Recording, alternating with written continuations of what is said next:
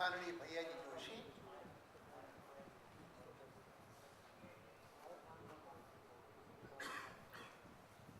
आज के इस समारोह के अध्यक्ष महोदय कांत जी शर्मा, इस ग्रंथ के लेखक सुरेश जी साठे और उपस्थित बहनों और भाइयों, अच्छा होता कि माधवराव जी से जिनका संपर्क बहुत पहले से रहा, यहाँ पर बैठे हुए हैं, सामने ही मेरे साहनी जी बैठे हैं, विजय जी बैठे हैं, और थोड़ी देर पहले प्रसिद्ध पुस्तक प्रकाशक दीनानाथ जी बैठे थे। ये सब पुराने संपर्क के हैं उनके, जब अभी वो दिल्ली में नहीं आए थे। मेरा तो माधवराव जी से परिचय तब हुआ जब मैं 1957 में दिल्ली में आया, और उसके बाद से लेकर के रहा। मैं तो ये मानता हूं कि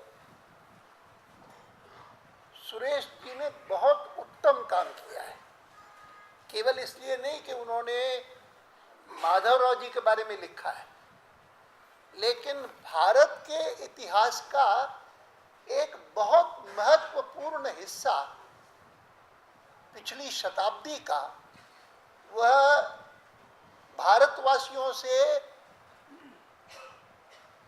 को जानकारी नहीं, उससे वो अनभिज्ञ हैं। उसका कारण मूल ये है कि संघ का निर्माण और संघ के स्वयंसेवकों का निर्माण, उसमें एक प्रमुख हिस्सा जो डॉक्टर हेडगेवार जी ने गुण उनमें भरने की कोशिश की प्रयत्नपूर्वक, वो ये कि आप प्रसिद्धि की भी अभिलाषा नहीं करेंगे, कीर्ति की भी अभिलाषा नहीं करेंगे।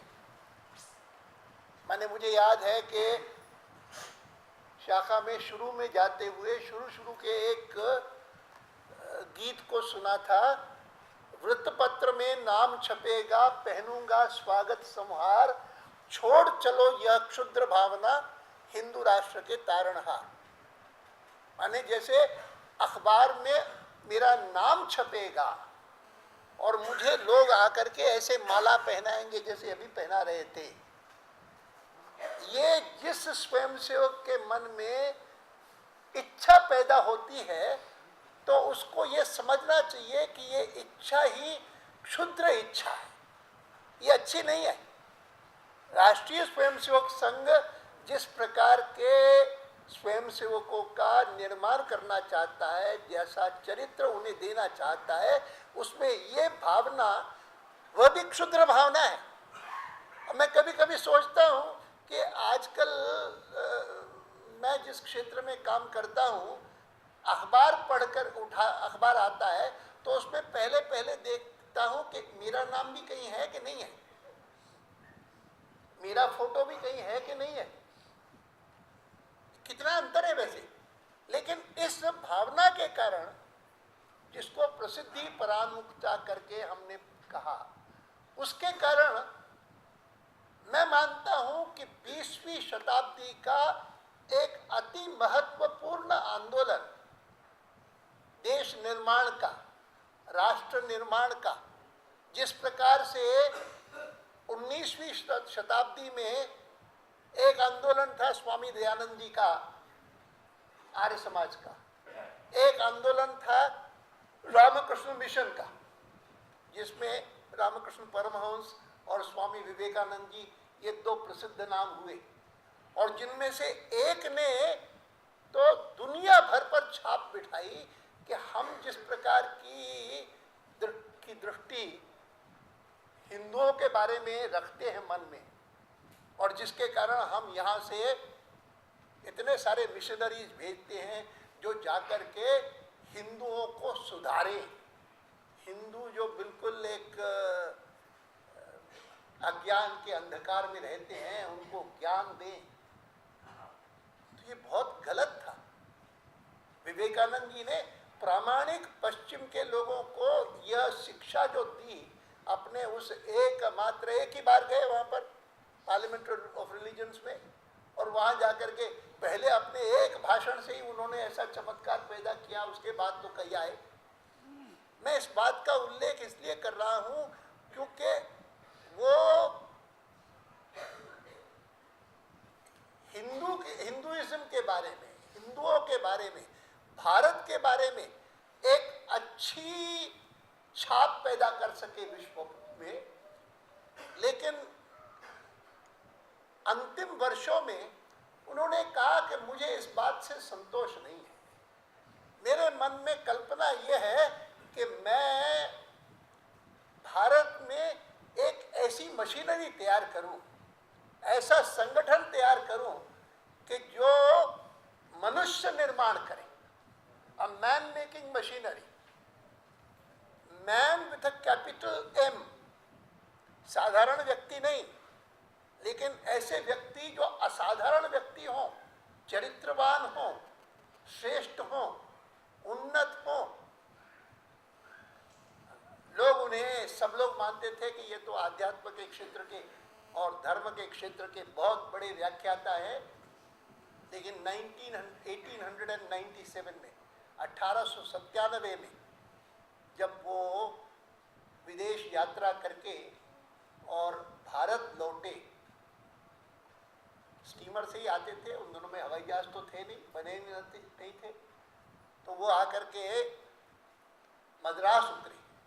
तब तक चेन्नई नहीं था, और मद्रास में उनका एक हॉल में भाषण हुआ था, जिस हॉल के भाषण में उन्होंने आरंभ किया, उन्होंने कहा कि आप मुझे सुनने आए हैं, मुझे नहीं पता कि आपके मन में क्या अपेक्षा है, मुझसे क्या सुनना चाहते हैं, लेकिन मुझे एक ही बात आपको आज कहनी है मुख्य रूप से, और वो ये है कि आप जिस भी देवी देवता की पूजा करते हो, मैं नहीं जानता हूँ किसकी करते हैं, लेकिन जिस भी देवी देवता की पूजा करते हैं, उस देवी या देवता को 50 साल के लिए आप सोने दें, उसको जगाए नहीं, और 50 साल तक एक ही देवी की आराधना करें, और वो है भारत माता।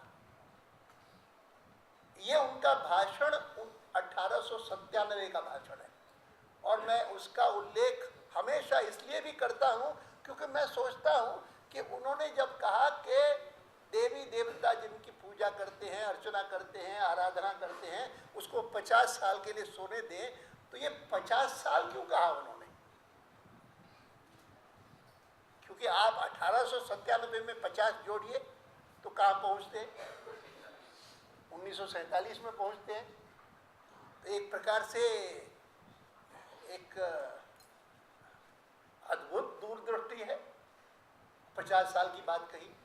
और इसीलिए उन्होंने ये जो मैं जोड़ता हूँ उसको कि 1925 में जब डॉक्टर हेडगेवार ने ये राष्ट्रीय स्वयंसेवक संघ की स्थापना की, तो वो एक प्रकार से अपने अंतिम वर्षों में जो इच्छा स्वामी विवेकानंद जी ने व्यक्त की थी कि एक मैन मेकिंग मशीनरी बननी चाहिए, तो वो व्यक्ति निर्माण की, मनुष्य निर्माण की का एक यंत्र, एक योजना, यह राष्ट्रीय स्वयंसेवक संघ के रूप में उन्होंने निर्माण की। और अधिकांश जो संघ के प्रचारक रहे, प्रांत प्रचारक रहे, प्रमुख स्थानों पर रहे, माधवराव जी जैसे, और भी अनेक नाम लिए जा सकते हैं, केवल माधवराव जी का ही नाम नहीं, तो वो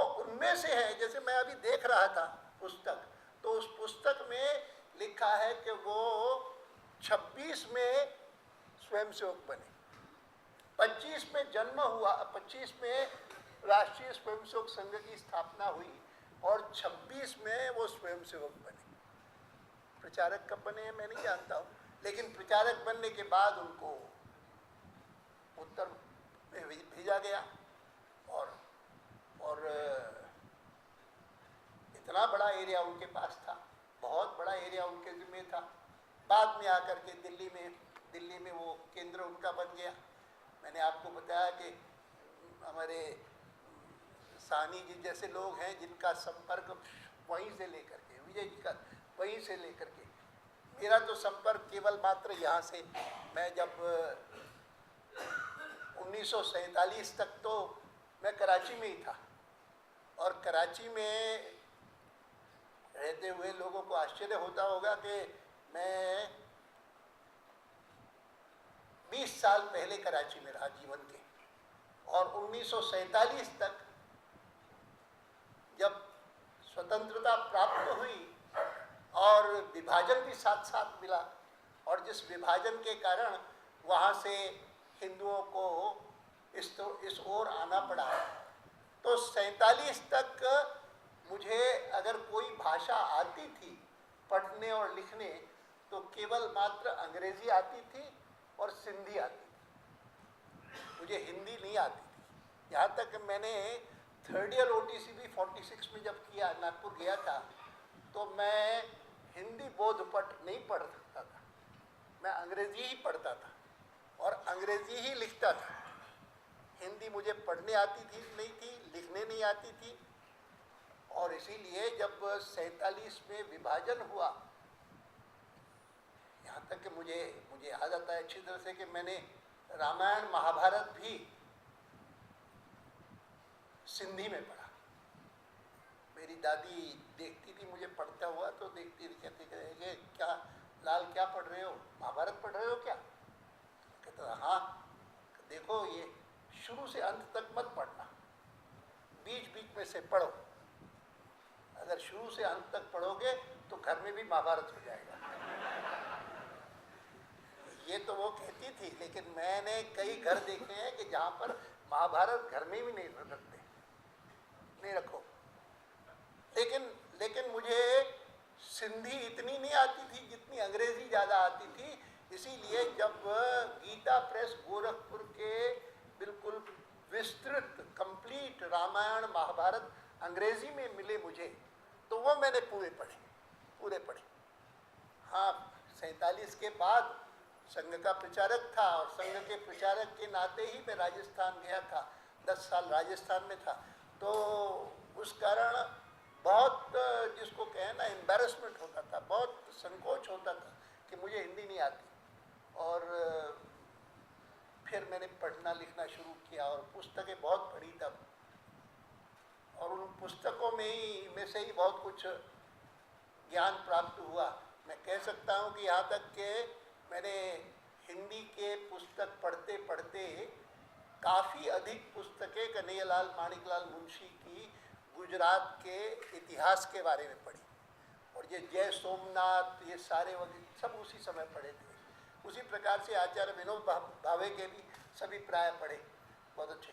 लेकिन मैं इस बात का उल्लेख इसलिए कर रहा हूँ कि माधवराव जी का उदाहरण जो है और उनके बारे में लिखना, वो एक प्रकार से राष्ट्रीय स्वयंसेवक संघ के इतिहास के बारे में और उसने क्या योगदान किया है, अद्भुत समाज के उत्थान के लिए, समाज की श्रेष्ठता के लिए, एक महान समाज बनाने के लिए बहुत ज़रूरी है, बहुत आवश्यक है।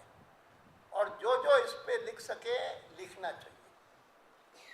प्रसिद्धि पुराण मुक्ता का अर्थ यही है कि अपने बारे में प्रसिद्धि भले ना हो, लेकिन अपने कार्य के बारे में उनको प्रसिद्धि मिले, ये उचित है। उस समय तो हम संघ के बारे में भी कोई आकर के फोटो लेना चाहता था, शाखा का फोटो लेता था, तो हाथ पांव जोड़ करके भी उनको कहते थे मत छापो भाई, मुझको नहीं करे।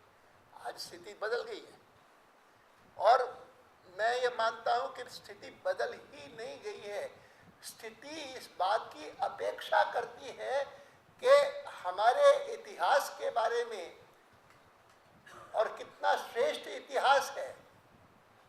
राष्ट्रीय स्वयंसेवक संघ पर 3 बार प्रतिबंध लगे हैं, और प्रतिबंध के काल में या सामान्य जीवन में भी कितनी कठिनाई का सामना करते हुए संघ का स्वयंसेवक और संघ कार्यकर्ता काम करता है, इसका पता समाज को होना, यह देश के लिए, राष्ट्र के लिए, भारत के इतिहास के लिए आवश्यक है।